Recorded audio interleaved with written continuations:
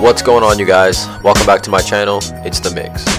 So in today's video, I'm going to be talking about the trade that sent Paul George to the Oklahoma City Thunder and Victor Oladipo and Domantas Sabonis back to the Indiana Pacers. So initially when this trade went down, myself and I feel like a lot of other people, they thought that the Pacers probably could have gotten more for, just the pieces that they gave up. Paul George, superstar player. And to get Domantas Sabonis and Victor Oladipo, I mean, that's a nice return because they're both high draft picks. They both have a lot of upside as players, but neither one of them really seemed to be like they could, potentially be a franchise of a roster or just, someone to really pair with Miles Turner on the Indiana Pacers when, they start their rebuild now.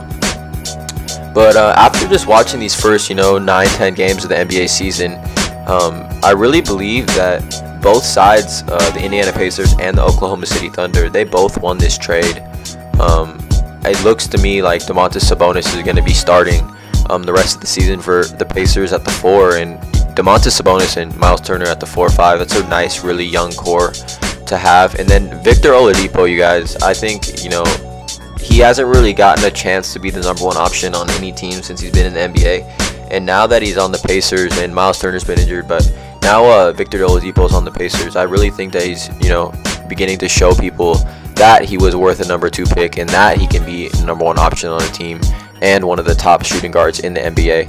So yeah, in this video, we're just going to be talking a bit about that and why I think definitely the Pacers won this trade. If not, it's a very fair trade when looking back at it now. So just up until this point, I just really want to point out that Paul George, he's been playing well for the Thunder, but a little bit underwhelming. I think people thought he would be the leading scorer on that team and just really showing that he's a superstar. But I mean, I don't know if it's just him being on a new team and having to share the ball with so many other players that maybe he's not used to it. But I mean, 18 points a game, I think he's what he's averaging, and I don't know, it's a little bit underwhelming. I was projecting Paul George to average around 25 with those players around him. And then you look at it on the flip side, Oladipo, he's averaging like 25 a game. Domantas Sabonis is averaging like 13 and 13. So just off pure stats wise, it's definitely a pretty equal trade. So let's just first talk about Domantas Sabonis.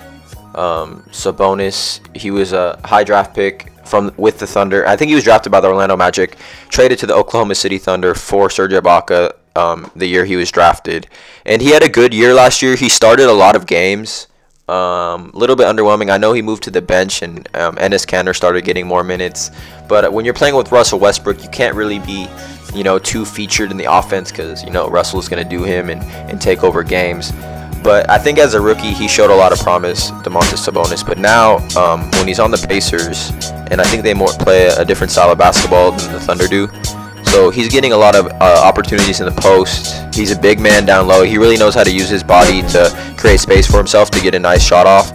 And he developing a nice mid-range game, and I've even seen his 3-point shots starting to look really good. And, maybe potentially him becoming a stretch 4, which would really be big for the Indiana Pacers, considering Miles Turner, he can stretch the floor too. So having two bigs like that to stretch the floor is, just really great. But Domantas Sabonis, another thing that I really like about him, he's got really high basketball IQ. I don't know if it's him being a European player, which, maybe plays a role. But he's got a really high basketball IQ for a forward position and really knows how to pass the ball and make the right play. So just when watching Sabonis play, I think he's a featured 4 in the NBA. He's going to be a starting 4 in the NBA for a long time. And I think he's, definitely a cornerstone for the Pacers to build on moving forward. And, just really another young piece that the Pacers have. I think they have an underrated young core when talking about their team.